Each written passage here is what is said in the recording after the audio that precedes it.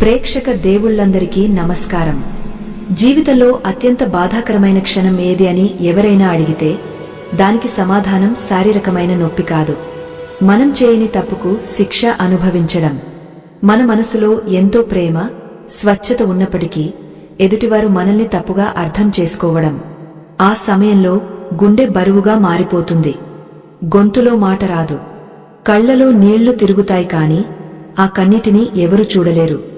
బహుశా ఈ మాటలు వింటున్న మీకు కూడా జీవితంలో ఎప్పుడో ఒకసారి ఇలాంటి అనుభవం ఎదురై ఉండవచ్చు.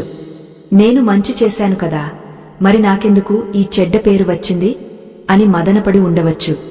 అసలు ఈ అపార్థాలు ఎందుకు వస్తాయి? మనం ఎంత నిజాయితీగా ఉన్నా ప్రపంచం మనల్ని ఎందుకు శంకిస్తుంది? మన ప్రాణానికి ప్రాణంగా ప్రేమించేవారు కూడా ఒక్కోసారి మనల్ని ఎందుకు నమ్మలేకపోతారు? ఈ ప్రశ్నలకు సమాధానం కేవలం మానసిక శాస్త్రంలో మాత్రమే కాదు, మన సనాతన ధర్మంలో సాక్షాత్తు ఆ శ్రీకృష్ణ పరమాత్ముని జీవితంలో దాగ ఉంది. అవును, జగత్తునంతా కాపాడే ఆ దేవాది దేవుడికే అపార్థాలు తప్పలేదు.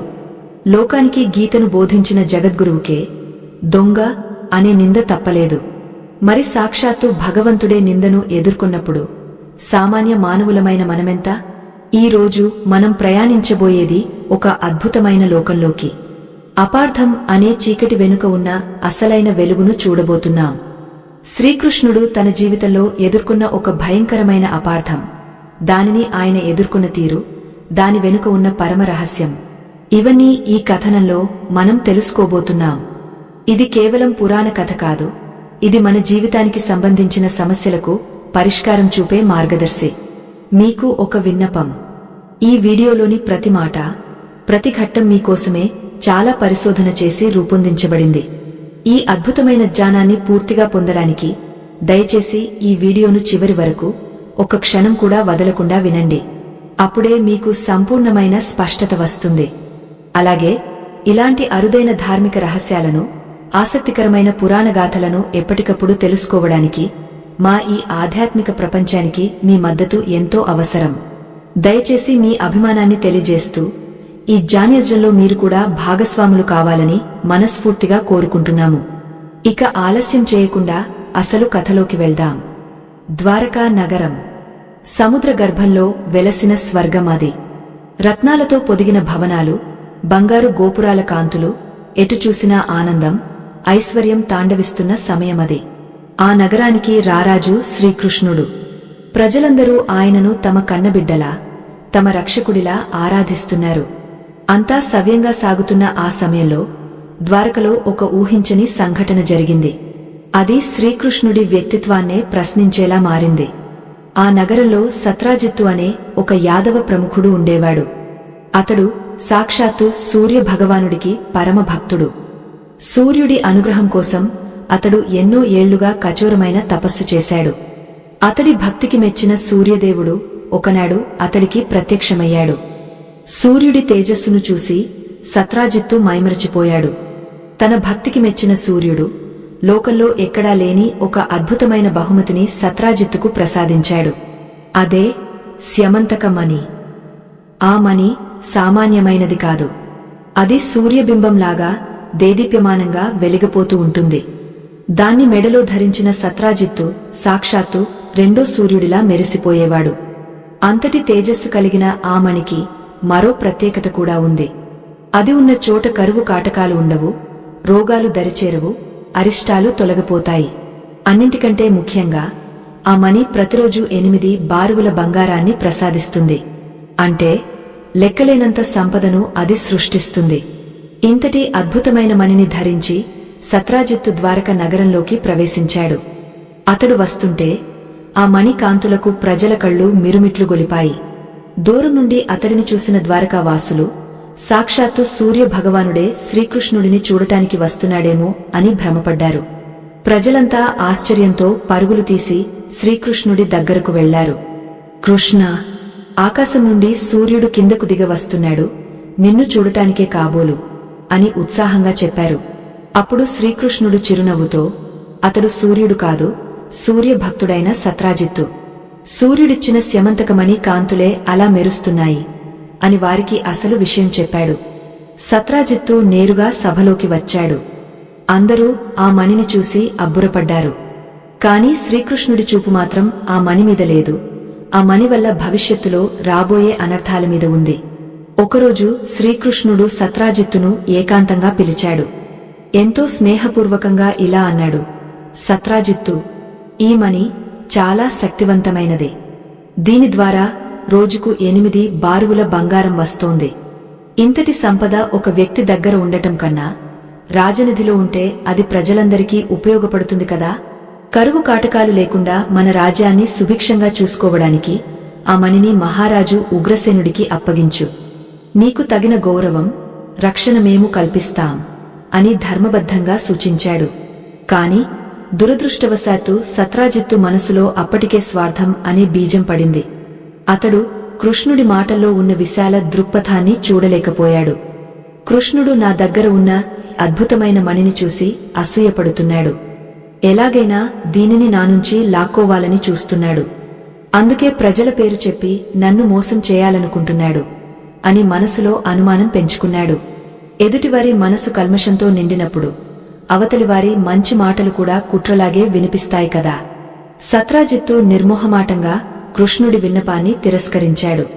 ఇది నా తపస్సు ఫలం, దేవుడు నాకిచ్చిన వరం, దీనిని నేను ఎవరికీ ఇవ్వను అని ఖరాఖండిగా చెప్పి వెళ్లిపోయాడు.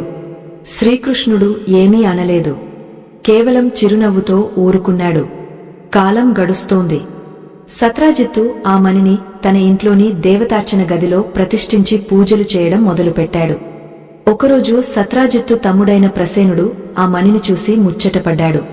అన్నయ్యా, నేను వేటకు వెళ్తున్నాను. ఈ మణిని మెడలో వేసుకుని వెళ్తాను. చూడటానికి నేను కూడా రాజులా కనిపిస్తాను అని అడిగాడు. సత్రాజిత్తు సరే అన్నాడు. ప్రసేనుడు ఆ స్యమంతకమణిని మెడలో వేసుకుని దర్పంగా అడవికి వేటకు వెళ్లాడు. కణ్కల్లో ఆ మణి వెలుగుతుంటే అడవిలో ఉన్న క్రూరమృగాలు కూడా ఆ కాంతికి బెదిరిపోయాయి. అయితే విధి ఆడించే నాటకం వేరుగా ఉంది. ప్రసేనుడు గుర్రమీద అడవిలో లోతుగా వెళ్తుండగా ఒక భయంకరమైన సింహం అతడిని చూసింది. మనిషి మెడలో మెరుస్తున్న ఆ ఎర్రటి రాయిని చూసి అది మాంసం ముద్ద అనుకుందో ఏమో ఒక్కసారిగా ప్రసేనుడి మీదకు దూకింది. ఆ దాడిలో ప్రసేనుడు, అతడి గుర్రం అక్కడికక్కడే మరణించారు. ఆ సింహం ప్రసేనుడి మెడలో ఉన్న మణిని నోట కరుచుకుని తన గుహ వైపు వెళ్లిపోయింది. ఇక్కడ ద్వారకలో సాయంత్రం అయ్యింది. వేటకు వెళ్లిన తమ్ముడు ప్రసేనుడు ఎంతకీ తిరిగి రాలేదు. సత్రాజిత్తుకు కంగారు మొదలైంది. రాత్రి గడిచింది, తెల్లవారింది. అయినా ప్రసేనుడి ఆచూకీ లేదు. సత్రాజిత్తు మనసులో ఒకటే ఆలోచన మెదిలింది. అది భయం కాదు, అనుమానం. ఆ అనుమానం అంతా శ్రీకృష్ణుడి వైపే మళ్ళింది. నిన్నగాక మొన్న కృష్ణుడు నా మణిని అడిగాడు. నేను ఇవ్వనన్నాను. ఇప్పుడు నా తమ్ముడు అడవికి వెళ్తే తిరిగి రాలేదు అంటే ఖచ్చితంగా కృష్ణుడే నా తమ్ముడిని చంపించి ఆ మణిని దొంగిలించి ఉంటాడు అని నిర్ణయించుకున్నాడు. మనిషి ఆలోచన ఎంత విచిత్రమైనది అంటే ఒకసారి మనసులో ఒకరి మీద వ్యతిరేక భావం ఏర్పడితే జరిగే ప్రతి సంఘటన దానికి సాక్ష్యంగానే కనిపిస్తుంది. సత్రాజిత్తుకు మరో ఆలోచనే రాలేదు. అతడు ఏడుస్తూ బయటకు వచ్చాడు.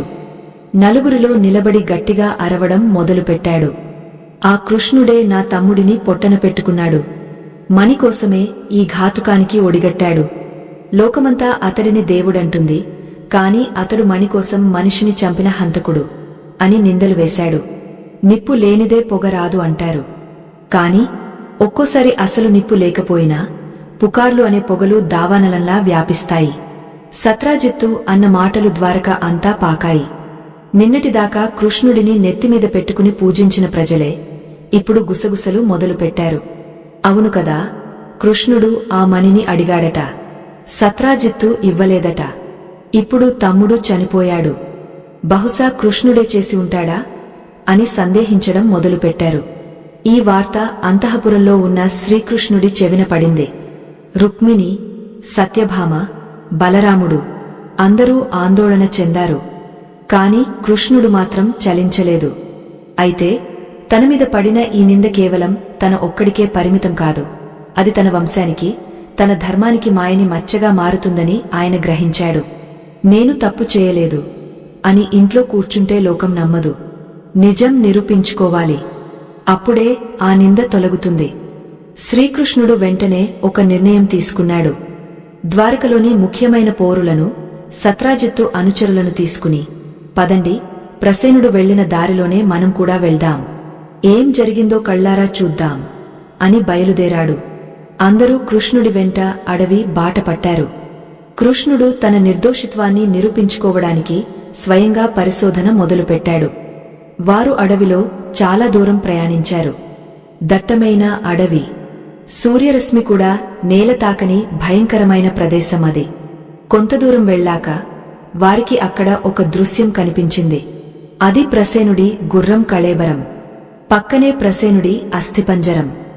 ఎవరో క్రూరంగా చంపిన ఆనవాళ్లు అక్కడ స్పష్టంగా ఉన్నాయి. అందరూ అది చూసి భయపడ్డారు. కాని అక్కడ మణిలేదు. మరింత జాగ్రత్తగా పరిశీలిస్తే అక్కడ ఒక సింహం అడుగుజాడలు కనిపించాయి. చూడండి, ఇక్కడ సింహం పోరాడిన ఆనవాళ్లు ఉన్నాయి. అంటే సింహమే ప్రసేనుడిని చంపి మణిని తీసుకుని వెళ్లి ఉంటుంది అని కృష్ణుడు వారికి చూపించాడు. సత్రాజిత్తు అనుచరులకు కొంచెం నమ్మకం కలిగింది. వారు ఆ సింహం అడుగుజాడలను వెంబడిస్తూ ముందుకు సాగారు. కొంత దూరం వెళ్లాక కొండ అంచున వారికి ఆ సింహం కూడా చనిపోయి కనిపించింది. ఇది మరొక మలుపు. సింహం ప్రసేనుడిని చంపింది సరే, మరి ఈ సింహాన్ని చంపింది ఎవరు? ఆ సింహం శరీరం దగ్గర నిశితంగా చూస్తే అక్కడ ఒక పెద్ద ఎలుగుబంటి అడుగుజాడలు కనిపించాయి. అది సామాన్యమైన ఎలుగుబంటి కాదు. దాని పాదముద్రలు కొండరాళ్లనే పిండి చేసేంత బలంగా ఉన్నాయి. ఆ పాదముద్రలు ఒక పెద్ద చీకటి గుహ వైపు దారితీశాయి. ఆ గుహ ఎంత భయంకరంగా ఉందంటే దాని లోపల నుండి గాయమైన చీకటి తప్ప ఏమీ కనిపించడం లేదు. అది పాతాళానికి దారిలా ఉంది. కృష్ణుడు అందరినీ ఆపి ఇలా అన్నాడు, మీరందరూ ఇక్కడే ఉండండి. ఆ మణి, ఆ ఎలుగుబంటి ఈ గుహలోనే ఉండి ఉంటాయి. నేను ఒక్కడినే లోపలికి వెళ్తాను. నేను తిరిగి వచ్చే వరకు ఇక్కడే వేచి ఉండండి. అందరూ భయంగా ఆ గుహ వైపు చూస్తున్నారు. శ్రీకృష్ణుడు ఏమాత్రం భయం లేకుండా, చేతిలో ఆయుధం లేకుండా, చిరునవ్వుతో ఆ కటిక చీకటి గుహలోకి అడుగుపెట్టాడు. లోపలికి వెళ్తున్న కొద్ది దారి సన్నగా, భయంకరంగా మారుతోంది. చుట్టూ గబ్బిలాల సవ్వడి, తెలియని జీవుల ఆర్తనాదాలు. అయినా పరమాత్ముడు వెనకడుగు వేయలేదు. చాలా లోతుకు వెళ్లాక అక్కడ ఒక అద్భుతమైన దృశ్యం కృష్ణుడి కంటపడింది. అక్కడ ఒక ఊయల ఉంది. ఆ ఊయలలో ఒక చిన్న పిల్లవాడు ఏడుస్తున్నాడు. ఆ పిల్లవాడిని ఆడించడానికి ఊయలపైన ఒక ఆటవస్తువులా వేలాడదీసి ఉంది. అదే సూర్యుడిలా వెలిగిపోతున్న స్యమంతకమణి.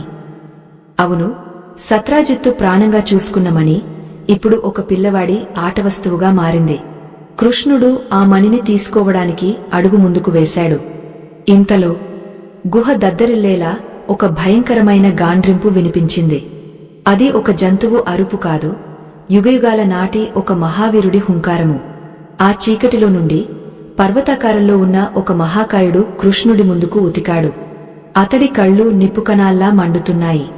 అతడే భల్లుకరాజు, త్రేతాయుగం నాటి వీరుడు జాంబవంతుడు. తను ఎంతో ప్రేమగా తన బిడ్డకు తెచ్చిన ఆడుకునే మణిని ఎవరో దొంగలించడానికి వచ్చారని జాంబవంతుడు భావించాడు. అంతే, మరుక్షణం ఆలోచించకుండా కృష్ణుడి మీద భీకరమైన దాడికి దిగాడు. శ్రీకృష్ణుడు కూడా సిద్ధమయ్యాడు. ఒక పక్క అపార్థంతో నిండిన లోకం, మరొక పక్క అపార్థంతో దాడి చేస్తున్న జాంబవంతుడు. అసలు జాంబవంతుడు కృష్ణుడిని ఎందుకు గుర్తించలేకపోయాడు? ఆ గుహలో ఏం జరగబోతోంది? వారిద్దరి మధ్య యుద్ధం ఎంతకాలం సాగింది? ఆ యుద్ధం చివరకు ఎలాంటి మలుపు తిరిగింది? నిజం నిప్పులాంటిది అని కృష్ణుడు నిరూపించగలడా? లేక ఆ గుహలోనే బందీ అయిపోతాడా?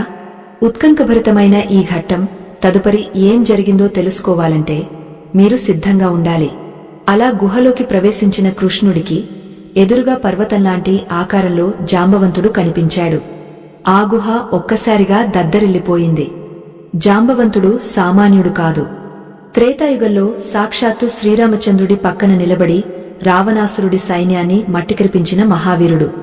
అతడి శరీరంలో 10,000 ఏనుగుల బలం ఉంది. కృష్ణుడిని చూడగానే ఒక సామాన్య మానవుడు తన బిడ్డ ఆడుకునే బొమ్మను దొంగలించడానికి వచ్చాడని భావించి విపరీతమైన కోపంతో ఊగపోయాడు. పక్కనే ఉన్న పెద్ద బండరాళ్లను, సాల వృక్షాలను అలవోకగా పెకిలించి కృష్ణుడి మీదకు విసిరాడు. ఆ చీకటి గుహలో వారిద్దరి మధ్య యుద్ధం మొదలైంది. కృష్ణుడు చిరునవ్వుతోనే ఆ బండరాళ్లను పక్కకు నెట్టేస్తూ జాంబవంతుడి దెబ్బలను తప్పించుకుంటూ ముందుకు సాగాడు. మొదట రాళ్లతో యుద్ధం జరిగింది. తర్వాత ఆయుధాలతో పోరాడారు. కాని ఇద్దరూ సమానమైన బలవంతులు కావడంతో ఏ ఆయుధమూ పని చేయలేదు. చివరికి ఇద్దరూ మల్లయుద్ధానికి దిగారు. ఒకరినొకరు పట్టుకుని పిడికిలి దెబ్బలతో దాడి చేసుకోవడం మొదలుపెట్టారు. వారి అడుగుల బరువుకు ఆ గుహలోని నేల కంపించింది. బయట ఉన్నవారికి గంటలు గడుస్తున్నాయి. కాని లోపల మాత్రం పగలు లేదు, రాత్రి లేదు, కాలం తెలియడం లేదు. యుద్ధం అవిశ్రాంతంగా సాగుతూనే ఉంది. బయట ఒకరోజు గడిచింది, 2 రోజులు గడిచాయి. కాని లోపల పోరు ఆగలేదు. ఏకంగా 28 రోజుల పాటు ఆ చీకటి గుహలో భీకరమైన యుద్ధం నడిచింది. ఊహించండి, తిండి తిప్పలు లేకుండా, నిద్ర లేకుండా 28 రోజులు పోరాడటమంటే మాటలా? జాంబవంతుడి అరుపులకు అడవిలోని జంతువులు హడలిపోయి పారిపోయాయి. యుద్ధం జరుగుతున్న కొద్దీ జాంబవంతుడిలో ఒక కొత్త అనుమానం మొదలైంది. అతడు చిరంజీవి. ఎన్నో యుగాల నుండి బతికున్నాడు. తన పిడికిలి దెబ్బతింటే పర్వతాలే పొడిపొడి అవుతాయి, రాక్షసులే ప్రాణాలు వదులుతారు. అలాంటిది ఈ మానవుడు తన దెబ్బలకు చలించడం లేదు సరికదా. రోజులు గడుస్తున్నా రెట్టింపు ఉత్సాహంతో పోరాడుతున్నాడు. పైగా కృష్ణుడి పిడికిలి దెబ్బలు తగులుతుంటే జాంబవంతుడికి నొప్పిగా అనిపించడం లేదు. ఏదో తెలియని ఒక తీపి స్పర్శ తగులుతున్నట్టు అనిపించింది. 28 రోజులు గడిచేసరికి జాంబవంతుడి నరాల్లో సత్తువ సన్నగిల్లింది. శ్వాస ఆడటం కష్టమైంది. చెమటతో శరీరం తడిసిపోయింది. అప్పుడు అతడు తన ఎదురుగా ఉన్న వ్యక్తిని నిశితంగా గమనించాడు. ఆ కళ్లలో అతడికి ఒక దివ్యమైన తేజస్సు కనిపించింది. ఆ తేజస్సు అతడికి కొత్త కాదు. యుగాల క్రితం తను ఆరాధించిన తన ప్రభువు శ్రీరాముడిలో మాత్రమే చూసిన కాంతి అది. ఒక్కసారిగా జాంబవంతుడి మనసులో మెరుపు మెరిసింది. ఈ ముల్లోకాలలో నన్ను ఓడించే శక్తి ఎవరికీ లేదు, ఒక్క నా రాముడికి తప్ప. నా దెబ్బలను తట్టుకుని నిలబడగలిగే ధైర్యం ఎవరికీ లేదు, ఒక్క నా స్వామికి తప్ప. అంటే నా ముందు నిలబడింది ఎవరో కాదు, సాక్షాత్తు నా దైవం శ్రీరామచంద్రుడే అని జాంబవంతుడు గ్రహించాడు. ఆ మరుక్షణం అతడి కోపం మంచులా కరిగిపోయింది. అహంకారం పటాపంచలైంది. యుద్ధం ఆపేసి చేతులు జోడించి కృష్ణుడి కాళ్లమీద పడ్డాడు. జాంబవంతుడి కళ్ల నుండి నీళ్లు ధారగా కురిశాయి. ప్రభూ, వచ్చావా? ఇన్నాళ్లకు నీ దాసుడు గుర్తుకు వచ్చాడా? నా అజ్ఞానాన్ని మన్నించు స్వామీ. వృద్ధాప్యం వల్ల, అహంకారం వల్ల నా కళ్లను మాయ కప్పేసింది. నువ్వు నా రాముడివి. ఇప్పుడు కృష్ణుడిగా వచ్చావని తెలుసుకోలేక నీపైనే చేయి ఎత్తాను. నన్ను క్షమించు తండ్రి అని గద్గద స్వరంతో ప్రార్థించాడు. ఆ గుహ అంతా భక్తి భావంతో నిండిపోయింది. శ్రీకృష్ణుడు చిరునవ్వుతో జాంబవంతుడిని లేవనెత్తి తన పీతాంబరంతో అతడి శరీరంపై ఉన్న గాయాలను ప్రేమగా తుడిచాడు. జాంబవంతా, నీ భక్తికి మెచ్చే నేను స్వయంగా వచ్చాను. కాని నేను వచ్చిన పని వేరు. నామీద లోకంలో ఒక అపవాదు వచ్చింది.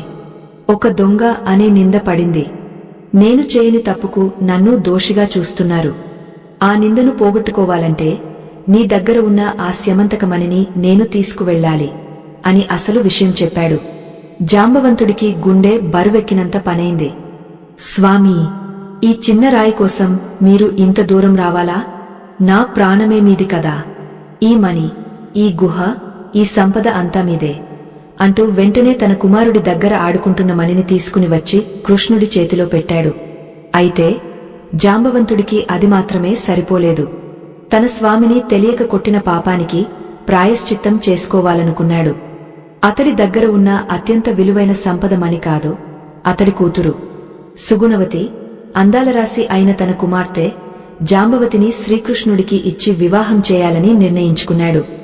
స్వామీ, ఈ మణితో పాటు మణిలాంటి నా కూతురుని కూడా స్వీకరించండి. ఆమె నీ పాదసేవ చేసుకుంటుంది అని వేడుకున్నాడు. శ్రీకృష్ణుడు అతడి కోరికను మన్నించి ఆ గుహలోనే జాంబవతిని స్వీకరించాడు. అలా ఒక అపార్థంతో మొదలైన భయంకరమైన యుద్ధం ఆనందకరమైన వివాహంతో ముగిసింది. లోపల ఇంత ఆనందంగా ఉంది కాని బయట పరిస్థితి విషాదంగా మారింది. గుహ బయట వేచి ఉన్న సత్రాజిత్తు అనుచరులు ద్వారకావాసులు 12 రోజుల పాటు ఓపికగా ఎదురుచూశారు. లోపల నుండి భయంకరమైన అరుపులు వినిపిస్తున్నాయి, కాని కృష్ణుడు బయటకు రావడం లేదు. 12 రోజులు గడిచాక వారి ఆశలు ఆవిరైపోయాయి. ఆ గుహలో ఏదో రాక్షస శక్తి ఉంది.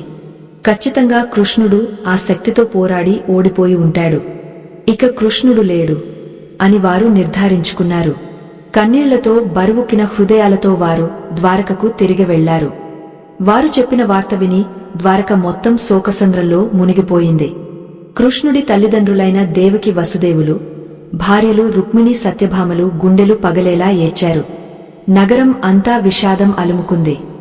ఆఖరికి సత్రాజిత్తు కూడా భయపడిపోయాడు. అయ్యో, నా మణి కోసం కృష్ణుడి ప్రాణం పోయిందే. ఇప్పుడు యాదవులందరూ కలిసి నన్ను చంపేస్తారేమో అని వణికిపోయాడు. అందరూ కృష్ణుడి అంత్యక్రియలకు ఏర్పాట్లు చేస్తున్న సమయమది. సరిగ్గా అప్పుడే ద్వారకా నగర ద్వారాల దగ్గర ఒక అద్భుతం జరిగింది. అస్తమించిన సూర్యుడు మళ్లీ ఉదయించినట్లు చనిపోయాడనుకున్న శ్రీకృష్ణుడు సగర్వంగా నడిచి వస్తున్నాడు. ఆయన ఒక్కడే రాలేదు. ఆయన మెడలో సూర్యుడిలా వెలిగిపోతున్న స్యమంతక మణి ఉంది. ఆయన పక్కన సిగ్గులలకబోతున్న కొత్త పెళ్లికూతురు జాంబవతి ఉంది. ఈ దృశ్యం చూసి ద్వారకా ప్రజలు ఆనందంతో ఉక్కిరిబిక్కిరి అయ్యారు. మా కృష్ణుడు వచ్చాడు, నిజం గెలిచింది అని జయజయధ్వానాలు చేశారు. చనిపోయాడనుకున్న కొడుకు తిరిగి రావడంతో దేవకి వసుదేవుల ఆనందానికి అవధులు లేవు. ఆ సమయంలో కృష్ణుడి ముఖంలో విజయం తాలూకు గర్వం లేదు, కేవలం ధర్మాన్ని కాపాడానన్న తృప్తి మాత్రమే ఉంది. ఆయన నేరుగా రాజసభకు వెళ్లాడు. కృష్ణుడు ఉగ్రసేన మహారాజును, యాదవ పెద్దలను పిలిపించి రాజసభను ఏర్పాటు చేశాడు. ఆ సభకు సత్రాజిత్తును ప్రత్యేకంగా పిలిపించాడు. సత్రాజిత్తు భయంతో, సిగ్గుతో తల వంచుకుని సభలోకి వచ్చాడు. అందరి ముందు కృష్ణుడు ఆ స్యమంతక మణిని తీసి ఒక పీకెం మీద పెట్టాడు. అది చూసి సభ అంతా నిశ్శబ్దమైంది.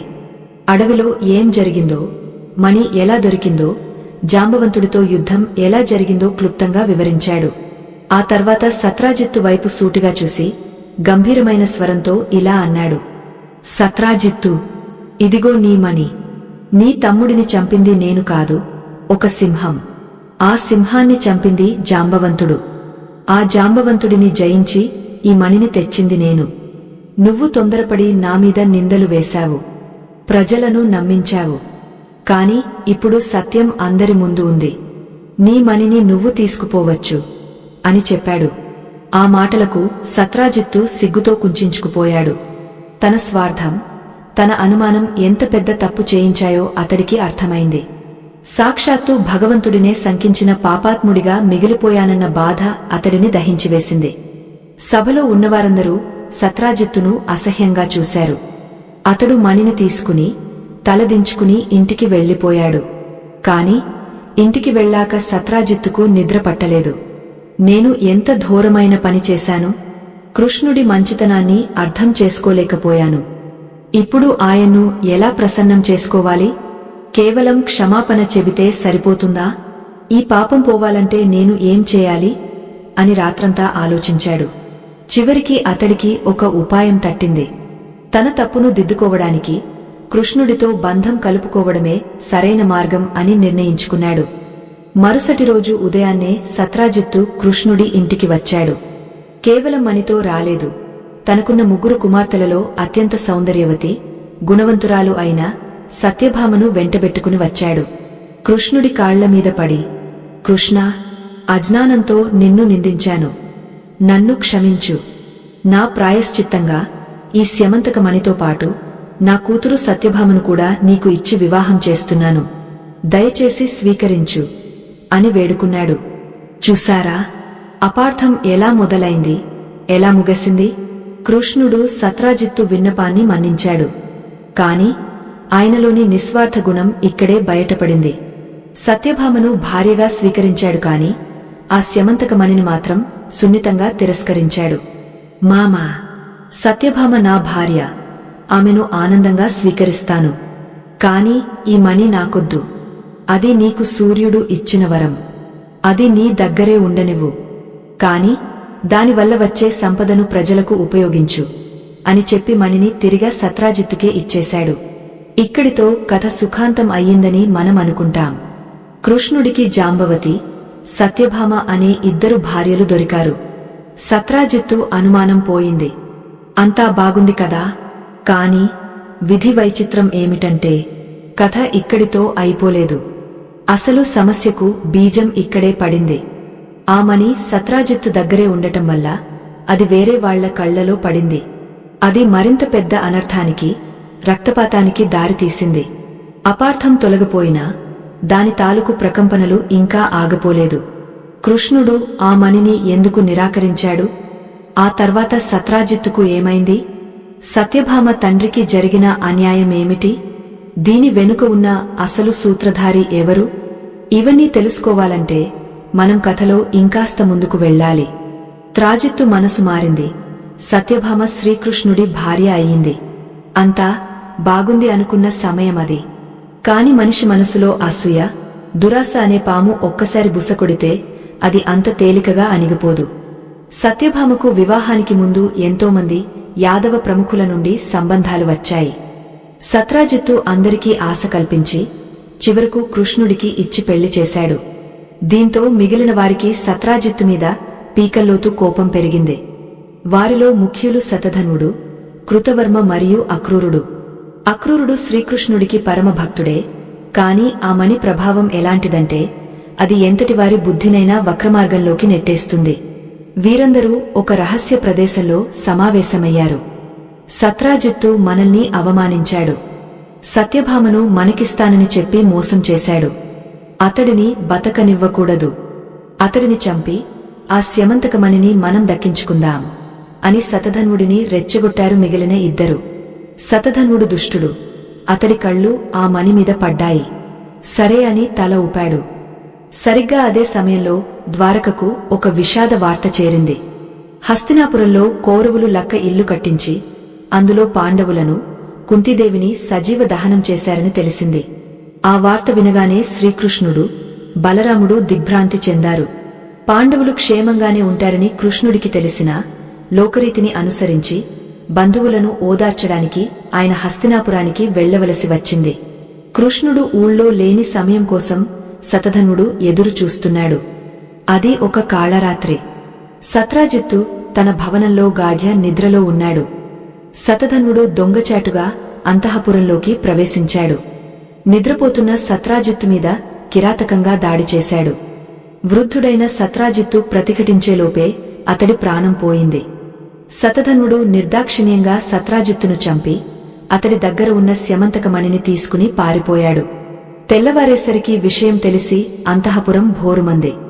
తండ్రి మరణవార్త విని సత్యభామ గుండె పగిలిపోయింది. నాన్నా, ఎంత ఘోరం జరిగింది అని విలపించింది. కాని సత్యభామ సామాన్య స్త్రీ కాదు, వీరవనిత. ఆమె దుంహకంలో కుంగపోలేదు, ప్రతీకారంతో రగలిపోయింది. తన తండ్రి మృతదేహాన్ని చెడిపోకుండా నూనెలో భద్రపరిచి స్వయంగా తానే రథం నడుపుకుంటూ హస్తినాపురానికి వెళ్ళింది. అక్కడ ఉన్న శ్రీకృష్ణుడికి జరిగిన ఘోరాన్ని వివరించింది. నా తండ్రిని చంపి మణిని దొంగిలించారు. ఈ అన్యాయానికి మీరు శిక్ష వేయాల్సిందే అని కన్నీళ్లతో కోరింది. శ్రీకృష్ణుడు ఆమెను ఓదార్చాడు. సత్యభామ, నీ కన్నీళ్లకు కారణమైన వాడిని వదిలిపెట్టను. ఇది నా ప్రతిజ్ఞ అని మాటిచ్చాడు. వెంటనే కృష్ణుడు, బలరాముడు ద్వారకకు తిరిగి వచ్చారు. తమను చంపడానికి కృష్ణ బలరాములు వస్తున్నారని తెలిసి శతధన్వుడి వెన్నులో వణుకు పుట్టింది. సహాయం కోసం అక్రూరుడి దగ్గరకు, కృతవర్మ దగ్గరకు పరుగెత్తాడు. కాని వారు ముఖం చాటేశారు. కృష్ణుడితో పెట్టుకుంటే మా ప్రాణాలకే ముప్పు, మేము నీకు సహాయం చేయలేము అని తలుపులు మూసేశారు. గత్యంతరం లేక శతధన్వుడు ఒక గుర్రం మీదెక్కి ప్రాణభయంతో పారిపోవడం మొదలుపెట్టాడు. కృష్ణుడు, బలరాముడు తమ రథం మీద అతడిని వెంబడించారు. ఆ వేట ఎంత భీకరంగా సాగిందంటే శతధన్వుడి గుర్రం అలసిపోయి కాలిలబడి అక్కడికక్కడే ప్రాణాలు వదిలింది. అప్పుడు వాడు కాళ్లకి బుద్ధి చెప్పాడు. కృష్ణుడు రథం దిగి కాలినడకన వాడిని తరుముకుంటూ వెళ్లాడు. మిథిలా నగర పొలిమేరల్లో ఒక తోటలో వాడిని పట్టుకున్నాడు. శ్రీకృష్ణుడు తన సుదర్శన చక్రాన్ని ప్రయోగించి శతధన్వుడి శిరస్సును ఖండించాడు. సత్రాజిత్తు హత్యకు ప్రతీకారం తీర్చుకున్నాడు. ఆ తర్వాత కృష్ణుడు శతధనుడి వస్త్రాలను, శరీరాన్ని క్షుణ్ణంగా పరిశీలించాడు. కాని అక్కడ ఒక పెద్ద షాక్ కృష్ణుడికి తగిలింది. అతడి దగ్గర స్యమంతక మణి లేదు. కృష్ణుడు ఆశ్చర్యపోయాడు. బలరాముడు ఆతృతగా అక్కడికి వచ్చాడు. కృష్ణ, మణి దొరికిందా? పద, ఆ మణిని మన దగ్గరే ఉంచుకుందాం. అది మన జాతికి ఎంతో మేలు చేస్తుంది అన్నాడు. అప్పుడు కృష్ణుడు నిరాశగా, అన్నయ్యా, వీడిని చంపాను కాని వీడి దగ్గర మణి లేదు. వీడు దాన్ని ఎక్కడో దాచినట్టున్నాడు అని చెప్పాడు. అప్పటి వరకు కృష్ణుడిని ఎంతగానో ప్రేమించిన బలరాముడికి కూడా ఒక్క క్షణం మతి తప్పింది. ఏంటి, మణి లేదా? అబద్ధం చెప్పకు కృష్ణ. ఆ మణి మీద ఆశతో నువ్వే దానిని దాచిపెట్టి నా దగ్గర నాటకాలు ఆడుతున్నావా? సొంత అన్నకే ద్రోహం చేస్తావా? ఛీ, నేను నీతో రాను, ద్వారకకు రాను, మా విదేహ రాజ్యానికి వెళ్ళిపోతాను అని కోపంతో ఊగపోయాడు. చూసారా పరిస్థితి ఎంత దారుణంగా మారిందో? బయట వాడైన సత్రాజిత్తు అనుమానించాడు అంటే అర్థం ఉంది. కాని చిన్నప్పటి నుండి తననే అంటిపెట్టుకుని ఉన్న సొంత అన్న బలరాముడు కూడా కృష్ణుడిని దొంగ అని అనుమానించాడు. బలరాముడు కృష్ణుడిని అక్కడే వదిలేసి కోపంతో వెళ్లిపోయాడు. కృష్ణుడు ఒంటరివాడయ్యాడు. అపార్థం అనే నీడ ఆయన్ను వదలడం లేదు.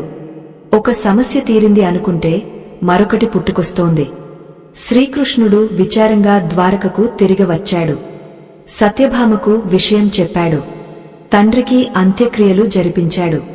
కాని ద్వారకలో మళ్లీ గుసగుసలు మొదలయ్యాయి. కృష్ణుడు మణిని తెచ్చి తన దగ్గరే దాచుకున్నాడట. అందుకే బలరాముడు కూడా కోపంతో వెళ్లిపోయాడట అని ప్రజలు మాట్లాడుకోవడం మొదలుపెట్టారు. దేవుడికే తప్పని నిందలు ఇవి. అసలు ఆ మణి ఏమైంది? శతధనుడు పారిపోయే ముందు దానిని అక్రూరుడికి ఇచ్చి వెళ్లాడు. అక్రూరుడు ఆ మణిని తీసుకుని కాశీ నగరానికి పారిపోయాడు. అక్కడ యజ్ఞాలు చేస్తూ దానధర్మాలు చేస్తున్నాడు. కాని ఇక్కడ కృష్ణుడు మాత్రం నిందను మోస్తున్నాడు. చివరకు కృష్ణుడు అక్రూరుడిని తిరిగి ద్వారకకు రప్పించి సభలో అందరి ముందు అతడి దగ్గర ఉన్న మణిని చూపించి తన నిజాయితీని రెండోసారి నిరూపించుకోవాల్సి వచ్చింది. ఇంతటితో ఈ కథలోని మలుపులు పూర్తయ్యాయి. కాని అసలైన ప్రశ్న ఇప్పుడు మొదలవుతుంది. అసలు శ్రీకృష్ణుడికి ఎందుకిన్ని కష్టాలు? త్రేతాయుగంలో రాముడికి రాని నిందలు ద్వాపరయుగంలో కృష్ణుడికి ఎందుకు వచ్చాయి? సాక్షాత్తు భగవంతుడైన శ్రీకృష్ణుడినే లోకమెందుకు దొంగ అని పిలిచింది? సొంత అన్న కూడా ఎందుకు అనుమానించాడు? దీని వెనుక ఒక బలమైన పూర్వపు శాపముంది. అది వినాయక చవితి రోజు మనం చూసే చంద్రుడికి సంబంధించిన శాపం. ఆ శాపానికి కృష్ణుడికి సంబంధమేమిటి? మన జీవితంలో మనం ఎదుర్కొనే అపార్థాలకు ఆ శాపానికి ఉన్న లింక్ ఏమిటి? ఇది చాలా ఆశ్చర్యకరమైన విషయం. ఈ రహస్యం తెలుసుకుంటే మీ జీవితంలో వచ్చే నిందలను ఎలా ఎదుర్కోవాలో మీకు స్పష్టంగా అర్థమవుతుంది. ఆ అద్భుతమైన విశ్లేషణను మనం తదుపరి భాగంలో చూద్దాం. కథలో ఇప్పటిదాకా మనం ఒక విషయాన్ని స్పష్టంగా గమనించాం. శ్రీకృష్ణుడు ఏ తప్పు చేయలేదు, కాని నింద పడింది. సత్రాజిత్తు చనిపోతే దానికి కూడా కృష్ణుడే కారణం అని లోకం అనుకుంది. సొంత అన్న బలరాముడు కూడా వెనకడుగు వేశాడు. అసలు సాక్షాత్తు భగవంతుడికే ఎందుకు ఇన్ని కష్టాలు వచ్చాయి? దీని వెనుక ఉన్న అసలు రహస్యమేమిటి? ఈ ప్రశ్నకు సమాధానం మనకు వినాయక చవితి కథలో దొరుకుతుంది. అవును, మీరు విన్నది నిజమే. స్యమంతకమణి కథకు వినాయక చవితికి విడదీయరాని సంబంధముంది. పూర్వం ఒకనాడు వినాయకుడు కైలాసంలో వెళ్తుండగా చంద్రుడు ఆయనను చూసి నవ్వాడు.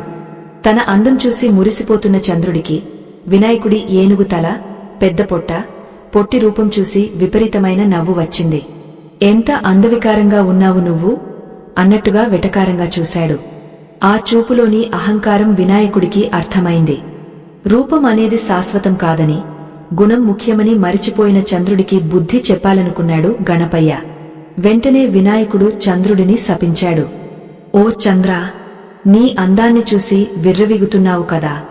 ఇకపై నిన్ను ఎవరు చూసినా వారికి లోకంలో లేనిపోని నిందలు వస్తాయి. వారు చేయని తప్పులకు శిక్షలు అనుభవిస్తారు. సమాజంలో అప్రతిష్ట పాలవుతారు అని కఠినమైన శాపమిచ్చాడు. దాంతో చంద్రుడు హడలిపోయాడు. లోకమంతా చీకటి మయం అయిపోయింది. దేవతలందరూ వచ్చి వేడుకుంటే అప్పుడు వినాయకుడు శాంతించి ఆ శాపాన్ని సవరించాడు. ఏ రోజైతే నువ్వు నన్ను చూసి నవ్వావో ఆ భాద్రపద శుద్ధ చవితి రోజున మాత్రమే నిన్ను చూడకూడదు, మిగిలిన రోజుల్లో పర్వాలేదు అని చెప్పాడు. ఇప్పుడు అసలు విషయానికి వద్దాం. ఈ శాపానికి కృష్ణుడికి ఉన్న లింకేంటి? పురాణాల ప్రకారం ఒకసారి వినాయక చవితి రోజున శ్రీకృష్ణుడు ఆవు పాలు పితుకుతున్నాడు. ఆ పాల గిన్నెలో అనుకోకుండా చవితి చంద్రుడి ప్రతిబింబం కనిపించింది. అంటే కృష్ణుడు నేరుగా చూడలేదు, కాని నీడను చూశాడు. వినాయకుడి శాపం ఎంత శక్తివంతమైనది అంటే సాక్షాత్తు భగవంతుడైన శ్రీకృష్ణుడు కూడా ఆ నియమాన్ని అతిక్రమించినందుకు ఫలితం అనుభవించాల్సి వచ్చింది. ఆ నీడను చూసిన కొద్ది రోజులకే ఈ స్యమంతకమని గొడవ మొదలైంది. దొంగ అనే భయంకరమైన నింద ఆయన మీద పడింది. ఇక్కడ మనం ఒక అద్భుతమైన ధార్మిక సత్యాన్ని అర్థం చేసుకోవాలి. కృష్ణుడు తలచుకుంటే ఆ శాపాన్ని కొట్టిపారేయలేడా? ఖచ్చితంగా చేయగలడు. కాని ఆయన అలా చేయలేదు. ఎందుకంటే ధర్మం అనేది అందరికీ ఒక్కటే అని లోకానికి చాటి చెప్పడానికి ఆయన ఈ కష్టాన్ని స్వీకరించాడు. మనం చేసిన చిన్న పొరపాటు కూడా, అది తెలిసి చేసినా తెలియక చేసినా, దాని ఫలితం మనల్ని వెంటాడుతుంది అని చెప్పడమే దీని ఉద్దేశం. దేవుడైనా సరే కర్మ సిద్ధాంతానికి తల వంచాల్సిందే అని కృష్ణుడు తన జీవితం ద్వారా మనకు చూపించాడు. అయితే దీని వెనుక మరో లోతైన మానసిక విశ్లేషణ కూడా ఉంది. జ్యోతిష్య శాస్త్రం ప్రకారం చంద్రుడు మనసుకు కారకుడు. చంద్రమా మనసో జాతః అంటారు. అంటే మనస్కు అధిపతి చంద్రుడు. చంద్రుడు ఎలాగైతే ఒకరోజు నిండుగా ఉంటాడో మరో రోజు కనిపించకుండా పోతాడో మన మనసు కూడా అలాగే చంచలంగా ఉంటుంది. ఎప్పుడైతే మనం మనసు అనే చంద్రుడి మాయలో పడతామో అప్పుడు సత్యం మనకు కనిపించదు. అపార్థాలు అనే మేఘాలు మన బుద్ధిని కప్పేస్తాయి. సత్రాజిత్తు చేసింది ఇదే. అతడు తన బుద్ధితో ఆలోచించలేదు, చంచలమైన మనసుతో ఆలోచించాడు. అందుకే కృష్ణుడి మంచితనం అతడికి కనిపించలేదు. బలరాముడు కూడా ఒక్క క్షణం ఆ చంచల స్వభావానికి లోనయ్యాడు. అందుకే తమ్ముడిని అనుమానించాడు. ఎప్పుడైతే మనలో స్పష్టత లోపిస్తుందో అప్పుడు ఎదుటివారిలో తప్పులు వెతకడం మొదలు పెడతాం. అపార్థం అనేది ఎదుటివారి ప్రవర్తనలో ఉండదు, మన చూసే దృష్టిలో ఉంటుంది అనే పరమ సత్యాన్ని ఈ కథ మనకు బోధిస్తోంది. శ్రీకృష్ణుడు ఈ మొత్తం సంఘటనలో ఎక్కడా కోప్పడలేదు. సత్రాజిత్తు నిందించినప్పుడు తిరిగా అరవలేదు. బలరాముడు వదిలేసి వెళ్తే వెనకబడి ఏడవలేదు. ఆయన కేవలం తన పని తాను చేసుకుంటూ పోయాడు. నిజం నిరూపించుకోవడానికి అడవికి వెళ్లాడు, జాంబవంతుడితో యుద్ధం చేశాడు, మణిని తెచ్చాడు. అంటే నిందలు వచ్చినప్పుడు కుంగపోకూడదు, నిజం కోసం పోరాడాలి అనే గొప్ప పాఠాన్ని ఆయన ఆచరణలో పెట్టాడు. మాటలతో కాకుండా చేతలతో సమాధానం చెప్పాడు. మనం నిత్య జీవితంలో చిన్న చిన్న మాటలకే బాధపడిపోతుంటాం. వాడు నన్ను అలా అన్నాడు, ఈమె నన్ను ఇలా అన్నది అని రోజులు తరబడి ఏడుస్తూ కూర్చుంటాం. కాని ఒక్కసారి ఆలోచించండి, లోకానధినేతకే దొంగ అనే ముద్ర పడినప్పుడు సామాన్యులమైన మనమెంత? నిందలు అనేవి గాలి లాంటివి, అవి వస్తుంటాయి, పోతుంటాయి. కాని మన వ్యక్తిత్వం అనేది కొండ లాంటిది, అది అలాగే స్థిరంగా ఉండాలి. కృష్ణుడు చేసింది అదే. ఆయన స్థిరంగా ఉన్నాడు కాబట్టే చివరకు ఆ నిందలే పూలదండలుగా మారాయి. ఆ అపార్థాలే కొత్త బంధాలకు, జాంబవతి, సత్యభామ దారితీశాయి.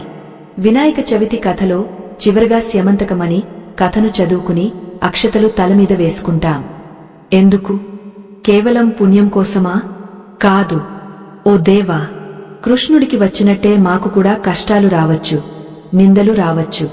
కాని కృష్ణుడికి ఉన్నంత ధైర్యాన్ని, సహనాన్ని మాకు కూడా ప్రసాదించు. ఆ కష్టాలను దాటే శక్తిని ఇవ్వు అని కోరుకోవడమే దాని అంతరార్థం. ఆ అక్షతలు మన తలమీద పడటమంటే కృష్ణుడి తాలూకు ఆత్మస్థైర్యం మనలోకి ప్రవేశించడమే. ఇప్పుడు మీకు ఒక సందేహం రావచ్చు, సరే కృష్ణుడు దేవుడు కాబట్టి తట్టుకున్నాడు, కాని మనం మనుష్యులం కదా. మన ఆఫీసులోనో, ఇంట్లోనో, బంధువుల్లోనో ఎవరైనా మనల్ని అపార్థం చేసుకుంటే, మనల్ని నమ్మకపోతే ఆ క్షణం మన మనసు పడే వేదనను ఎలా తట్టుకోవాలి? కృష్ణుడు చూపించిన ఆ స్థితప్రజ్ఞతను మనం ప్రాక్టికల్గా మన జీవితంలోకి ఎలా అన్వయించుకోవాలి? దీనికి సమాధానమే మన చివరి భాగం. ఇది కేవలం కథ ముగింపు కాదు, మీ జీవితాన్ని మార్చేసే ఒక మానసిక శిక్షణ. అపార్థాలను, విమర్శలను ఎదుర్కోవడానికి శ్రీకృష్ణుడు గీతలోనూ తన జీవితంలోనూ చూపించిన 5 అద్భుతమైన సూత్రాలు ఉన్నాయి. ఆ సూత్రాలు గనుక మీకు తెలిస్తే ఇక జీవితంలో ఎవరైనా మిమ్మల్ని ఏమన్నా మీరు చిరునవ్వుతో స్వీకరించగలరు. మీ మనశ్శాంతిని ఎవరూ దొంగలించలేరు. ఆ అద్భుతమైన ముగింపును, 5 సూత్రాలను మనం తదుపరి భాగంలో సంపూర్ణంగా తెలుసుకుందాం. ఈ ప్రయాణం చివరి దశకు చేరుకుంది. ఇది మన ప్రయాణంలో చివరి మలుపు. ఇప్పటివరకు మనం కథను విన్నాం, అందులోని మలుపులను చూశాం, దానికి ఉన్న దైవ సంబంధాన్ని తెలుసుకున్నాం. ఇప్పుడు అతి ముఖ్యమైన ఘట్టంలోకి వచ్చాం. శ్రీకృష్ణుడు తన జీవితం ద్వారా మనకు నేర్పిన 5 సూత్రాలు ఏమిటి? రేపు పొద్దున మనల్ని ఎవరైనా తప్పుగా అర్థం చేసుకుంటే, మన నిజాయితీని శంకిస్తే మనం ఎలా స్పందించాలి? ఈ విషయాన్ని మనం చాలా లోతుగా అర్థం చేసుకోవాలి. మొదటి సూత్రం మౌనం మరియు స్థితప్రజ్ఞత. సత్రాజిత్తు నడి వీధిలో నిలబడి కృష్ణుడిని దొంగ, హంతకుడు అని తిట్టినప్పుడు కృష్ణుడు వెంటనే కోపంతో ఊగపోలేదు. ఎదుటివాడు అరుస్తున్నాడు కదా అని మనం కూడా గట్టిగా అరిస్తే మనకి వాడికి తేడా ఉండదు. కృష్ణుడు ఆ నిందను స్వీకరించాడు కాని తన ప్రశాంతతను కోల్పోలేదు. మన జీవితంలో కూడా ఎవరైనా మనల్ని నిందించినప్పుడు వెంటనే ఆవేశపడి మాట జారకూడదు. ఆ సమయంలో మౌనంగా ఉండటమే మనకు శ్రీరామరక్ష. ఆ మౌనం పిరికితనం కాదు, అది మన ఆత్మవిశ్వాసానికి నిదర్శనం. సముద్రంపైకి ఎంత అలజడిగా ఉన్నా లోపల ప్రశాంతంగా ఉన్నట్టే మన మనసు కూడా నిశ్చలంగా ఉండాలి. రెండవ సూత్రం వాదన వద్దు, పనిముద్దు. కృష్ణుడు తన నిర్దోషిత్వాన్ని నిరూపించుకోవడానికి సత్రాజిత్తు ఇంటికి వెళ్లి వాదించలేదు. నేను దేవుడిని, నన్ను నమ్ము అని ప్రాధేయపడలేదు. ఆయన నేరుగా అడవికి వెళ్లాడు. అంటే మాటలతో కాకుండా చేతలతో సమాధానం చెప్పాడు. మనల్ని ఎవరైనా తప్పుగా అనుకున్నప్పుడు వారికి నోటితో సమాధానం చెప్పడానికి ప్రయత్నించకండి. వారు వినే స్థితిలో ఉండరు. దానికి బదులుగా మీ నిజాయితీని నిరూపించే పనిని మొదలుపెట్టండి. కృష్ణుడు అడవిలో ఆధారాలు వెతికినట్టు మీ పనిలో మీరు నిమగ్నమవ్వండి. కాలమే వారికి సమాధానం చెబుతుంది. మీ విజయం చూసి వారి నోళ్లు వాటంతటా అవే మూతపడతాయి. మూడవ సూత్రం ఓర్పు మరియు సహనం. కృష్ణుడు అడవికి వెళ్లగానే మణి దొరకలేదు. 28 రోజుల పాటు భయంకరమైన యుద్ధం చేయాల్సి వచ్చింది. అంటే నిజం బయటకు రావడానికి సమయం పడుతుంది. ఈ రోజు నింద పడింది కదా అని రేపే అది తొలగిపోవాలని కోరుకోకూడదు. సత్యానికి అగ్ని పరీక్ష తప్పదు. ఆ పరీక్షా సమయంలోనే మన ధైర్యం బయటపడుతుంది. మీరు నిజంగా తప్పు చేయకపోతే ప్రకృతి ఖచ్చితంగా మీకు సహాయం చేస్తుంది. కాని దానికి మీరు కొంత సమయం ఇవ్వాలి. ఆ సమయం వచ్చే వరకు ఓపికగా ఎదురుచూడటం మన బాధ్యత. తొందరపడితే వచ్చేది ఆవేశమే తప్ప పరిష్కారం కాదు. నాలుగవ సూత్రం క్షమించే గుణం. ఇది చాలా కష్టమైనది కాని అత్యంత శక్తివంతమైనది. జాంబవంతుడు కృష్ణుడిని కొట్టాడు, గాయపరిచాడు. కాని నిజం తెలిసాక కృష్ణుడు అతడిని క్షమించి అక్కున చేర్చుకున్నాడు. అలాగే సత్రాజిత్తు అంత ఘోరమైన నింద వేసినా అతడు పశ్చాత్తాపపడగానే కృష్ణుడు అతడిని క్షమించాడు. మనల్ని బాధపెట్టిన వారిని మనం మనస్ఫూర్తిగా క్షమించగలిగితే ఆ బాధ మన మనసులో నుండి శాశ్వతంగా వెళ్లిపోతుంది. ప్రతీకారం తీర్చుకోవాలనే ఆలోచన మనల్ని కాల్చేస్తుంది. కాని క్షమాగుణం మనల్ని చల్లబరుస్తుంది. ఎదుటివారు తప్పు తెలుసుకుంటే వారికి మరో అవకాశం ఇవ్వడమే దైవత్వం. ఐదవ సూత్రం ఫలితాన్ని త్యజించడం. కృష్ణుడు ఇంత కష్టపడి మణిని తెచ్చాడు.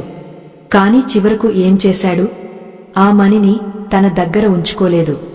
తిరిగా సత్రాజిత్తుకే ఇచ్చేశాడు. నేను నిజం నిరూపించుకోవడానికే వెళ్లాను తప్ప మణిమీద ఆశతో కాదు అని తన చర్య ద్వారా చెప్పాడు.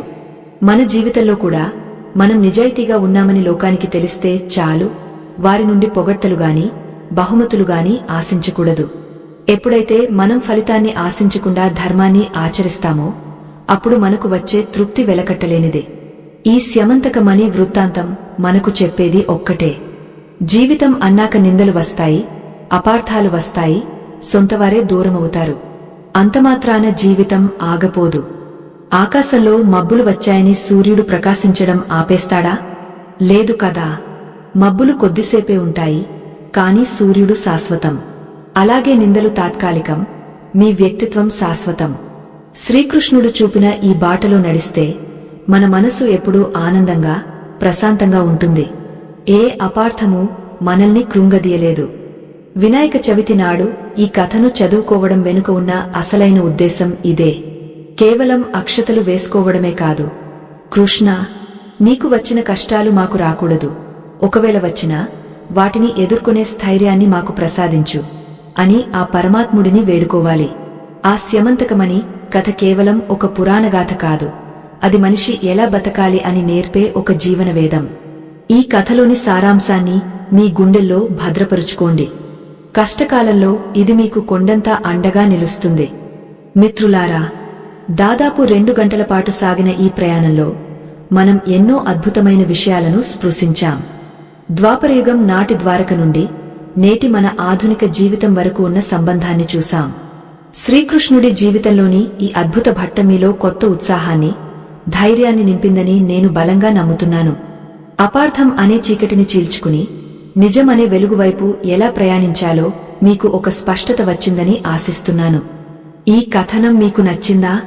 శ్రీకృష్ణుడి తత్వం మీ హృదయాన్ని తాకిందా? అయితే ఈ విషయాన్ని కేవలం మీతోనే ఉంచుకోకండి. జ్ఞానం పంచే కొద్దీ పెరుగుతుంది. ఈ వీడియోను మీ ఆత్మీయులకు, స్నేహితులకు, ముఖ్యంగా జీవితంలో కష్టాలను ఎదుర్కొంటున్న వారికి పంపించండి.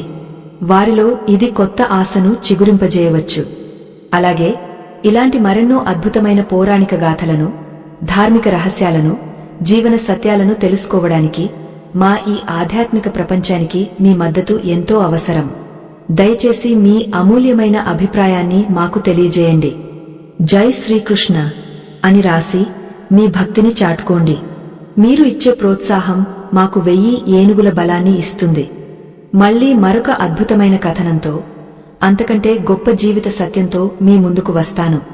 అప్పటి వరకు ధర్మాన్ని ఆచరిద్దాం, సత్యాన్ని నమ్ముదాం, ఆ శ్రీకృష్ణ పరమాత్ముడి ఆశీస్సులతో ఆనందంగా ఉందాం. సర్వేజన సుఖినో భవంతు. స్వస్తి.